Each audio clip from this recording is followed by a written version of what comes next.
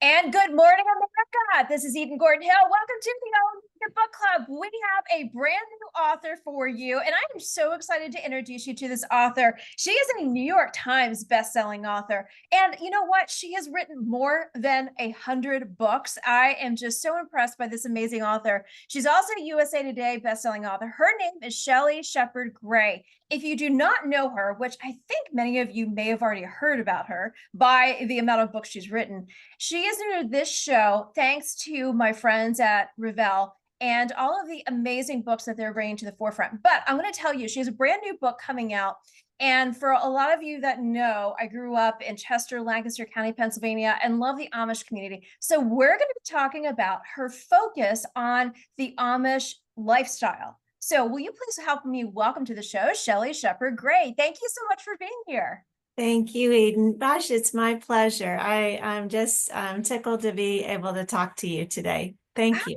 Oh, absolutely. Absolutely. So I have so many authors that come to the show from Revell, and I love all the books. But the thing that stood out to me, and all of them know how much I love mystery and suspense. I'm always trying to get my hands on something new in mystery and suspense.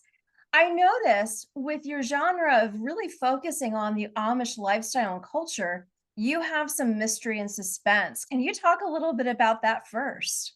Oh, I sure do. And it just is a great segue to the new book, Unforgotten. But in a nutshell, I've written a lot of Amish novels. I've written a lot of novels about all kinds of things, and some have been mystery and suspense, historicals and contemporary romances. But the whole mystery suspense angle for the Amish all started years ago. My editor at the time was asking me to kind of get an idea, maybe out of an Ohio to set an Amish community. And I discovered that there was a close-knit community in Southern Kentucky. So one day it was raining. I asked my husband, I'm like, you want to go down to Crittenden County with me? And he said, all right. So off we went. And it was like no Amish community I'd ever seen. And it's the opposite of Lancaster County, if you will, where Yeah. there's just manicured houses and the yards are pretty, everything's nice and neat. That's not the case in this Crittenden County Amish community. It was like you're in the holler, in the Kentucky holler. There's raining everywhere.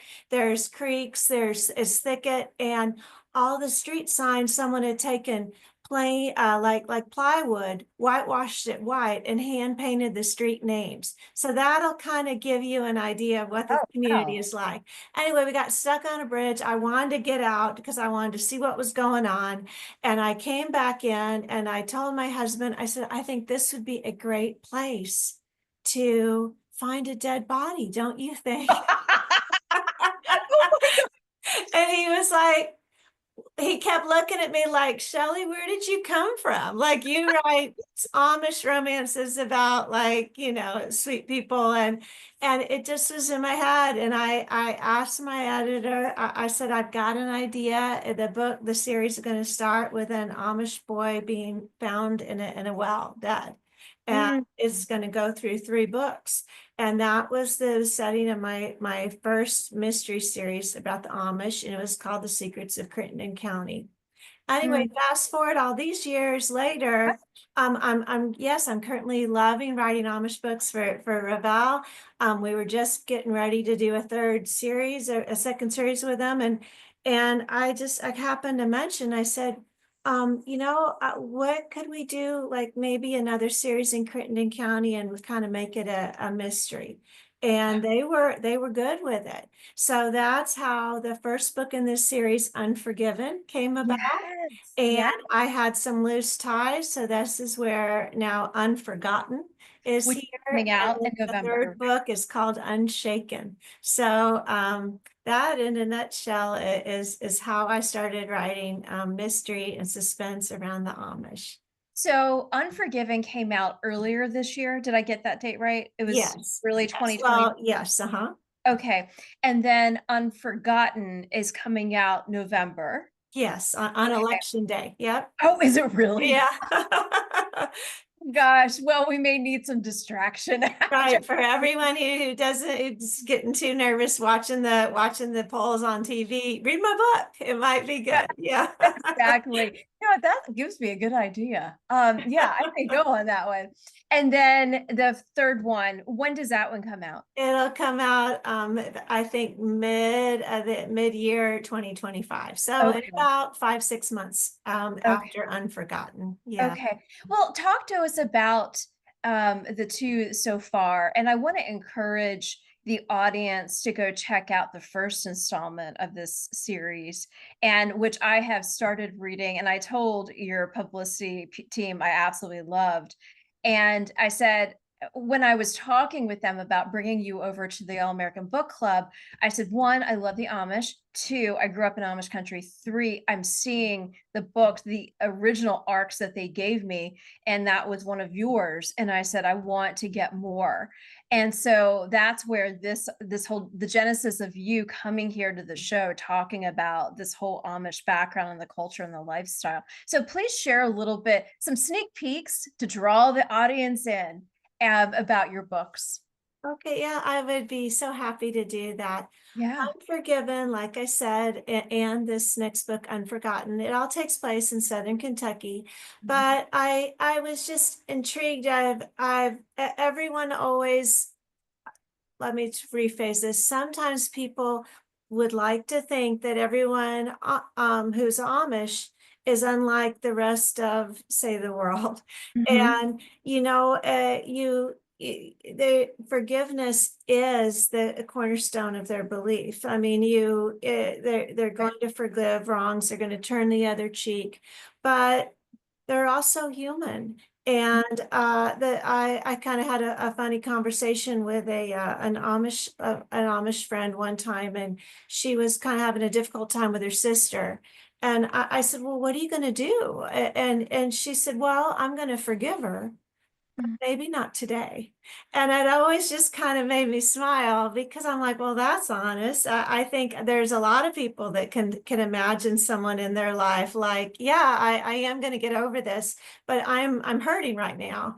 And so I just wanted to touch on that. And I wanted to kind of write a dark romance, if you will, Yeah.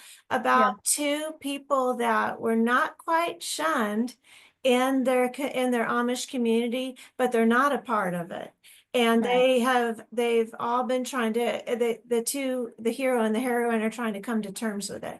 So that's the basis of Unforgiven. I have a woman who is, she's former Amish because she's divorced. And once you are divorced, you can't be Amish, but Right. she had been abused. So she felt like she had no choice. And the hero had tried to help a woman who was getting assaulted, and the man that he was pulling away from her accidentally died, and so my hero had gone to prison for a couple of years, and he came out. So I have two people very Yeah. un-Amishy that someone might be thinking that they're living in this community.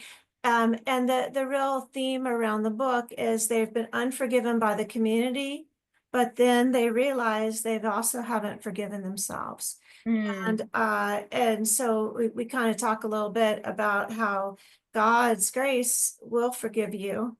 Yeah. He's already forgiven you, but sometimes it's you're hardest on yourself. And I think if you take the Amish thing out of it all, I Yeah. think we can all agree sometimes we're really hard on ourselves. Yes. Maybe we give grace to people we love, to people that we care about, to, I don't know, even a stranger. Like, it's okay. You can't be Yeah. perfect all the time. But I know sometimes I've said something or I've done something and I'll be like, Shelley, you should Yeah. have been better. Like, why couldn't you have taken a deep breath and phrased something a different way? And so that is another part of Unforgiven. It Yeah. is you need to forgive yourself sometimes if you Let me can. ask you this, really, what was the beginning for you as you sat down and started writing? I looked at your bio, but I want you to share that with the audience. Basically, 100 books later. And for those who are watching on the YouTube channel, they get to see all of those books behind you. I'm sure Yeah. most of them are yours, not all of them. But if you could share with the audience, I love hearing about what really got you to this point and what was, and the second part is the intrigue behind writing about the Amish community. Yeah. Oh, I'm always delighted to talk about this. I was an elementary school teacher. Mhm. I taught sixth grade. So I taught over a decade. I had my master's. I was sure one day I would be maybe a principal. I just thought that's where my talents lie. But I've always been a reader. I was always the girl in the book in the room with a book. I always, when I even taught school, I would read during my lunch. And one day I had forgotten my book. And the honest truth is, I thought, I could grade papers, or I could finally do what I had been coaching my sixth graders to, that we're all writers. You can do it. You don't have to be, brilliant or special to be a writer. And I thought, gosh, maybe I should take some of my advice. So I started writing. I turned on my computer and wrote chapter 1. And I started writing for fun. Like some people might take up running or knitting or whatever hobby. Writing was my hobby. We ended up getting transferred. My husband and I didn't know really what to do with myself. My kids were in school all day, and my husband kept saying, Shelley, you need to write, because that is what makes you happy. Yeah. You light up when you spent the day. Yeah. So Yeah. that's how I started writing. Years later, I was in interest in Christian fiction. I had written a historical that I felt strongly about. It later sold, but back then it got 20 rejections. And but it had caught the eye of an editor, and she called my agent and she said, Shelley can write a book. She can tell a really good story, but we don't need a Western historical writer. We've got some. Yeah. What we want is an Amish author. And we heard Shelley lives in Ohio. Like there's Amish people, like buggies all wandering around, right? And there are, but not in the city. And so my agent called me and she's like, would you give it a try? And to be honest, I was at first like, no. I grew up in Houston, Texas. I mean, I don't, I mean, the only Amish I knew were I ate their cinnamon rolls. And, but it just, God had a plan. I met someone at church, was telling them about this. They're like, oh, my wife grew up Mennonite. Her best friend is older to Amish. Would you like them to see if they would visit with you? And I mean, it was right there. And I said yes. And I took lots of notes, and I liked it. I loved getting rid of all the technology. I love being able to focus on the story. I Yeah. loved learning about new things. Mhm. And my goal has always been to write about people and write a good story, the best story I could. My characters just happen to be Amish. Mm. Well, one thing I love about following you, for all of those who are tuning in, make sure you go over to your Instagram page and like your page. I noticed some of your images on there behind the scenes of the photo shoots for your book covers. I'm under, is Yes, that correct? And yes. so have you found yourself to be almost a part of this community in Ohio that you would have never even guessed? And now are they friends and are they a part of your community, if you will? You know what's funny is I always I have a close Amish friend. I mean, we've been friends now for 15, 16 years. Uh, Um, I always send her the first copy that I receive of all my Amish books. And she's kept them, but she's given them to all her friends. And I mean, I've gone to a wedding of her niece one time, and all the girls were like, Shelley, you gonna put us in a book? And sometimes it's kind of like, it just kind of makes me giggle. Like, I can't believe like they they know I write books about them, and I am who I am. I'm as un-Amish looking as one might imagine. And so that is intriguing to me. It's just, I never could have imagined it. But Mm. I did love getting the opportunity to go to a photo shoot. Not every publisher will ask you to do that. HarperCollins asked me a couple of years ago. I got to do that. And then just lately, I got to go up to Michigan. Revell offered to send me. Oh, that's And sweet.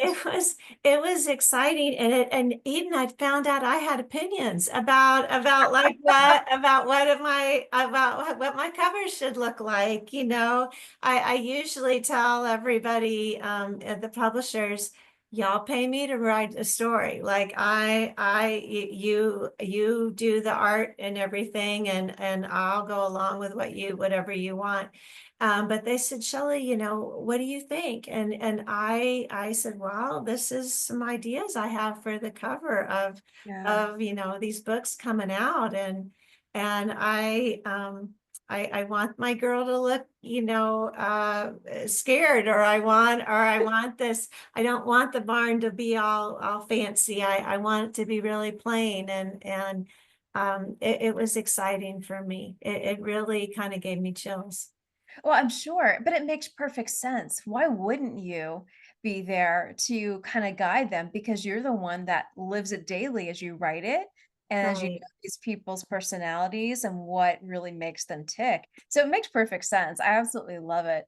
As we are headed into the holiday season, I wanted to ask you in the final part of this interview, I wanted to ask you, have you, and I apologize if I missed this and I didn't see anything, but please let me know if I missed it. Have you done any Amish cookbooks, or have you done anything specific to the Christmas holiday season where we could send my audience? Because every episode now is Christmas opportunities, Christmas gifts, go watch this great American movie, that kind of thing. Yeah. So, with the theme headed in that direction. So I those two haven't I questions. haven't written any cookbooks Okay. based on the Amish, but I have written a slew of Amish Christmas romances. Oh, okay. And Okay. so there's anyone who goes to my website at ShelleyShepardGray.com, you can click around and into the book section, and you can just skim down to all the books, and you'll see they always have Christmas covers. Yeah. And usually, when I was writing for HarperCollins, they would have me write 3 books in a trilogy and then do a Christmas novella that took place 1 year after the last of the trilogy. So Mm. I did that for, I think, 8 years in a row. And so I agree. I love Christmas books. I love reading Christmas novels. I love watching Christmas movies. So if anyone is like us, I hope they might go check out one of the books, or go to the library and ask them if they happen to have any of them. Yeah, I mean, honestly, I'm telling my audience from here on out, here are your stocking stuffers, your gifts, all of the above of where you can find and check out these amazing books, what are coming or what you may have not heard of, and all of the above. So anyway, I'm glad that you shared that. Is there any one favorite author that you would love to recommend? Obviously, we're recommending you, but I know a lot of the authors at Revell. You remind me a lot of my dear friend Kimberly Woodhouse. I'll throw that out here. And, Oh, wow. so I was just kind of curious, do you have a favorite book and or a favorite author and a favorite Christmas movie that we can send to the audience just to get everybody in the Christmas spirit?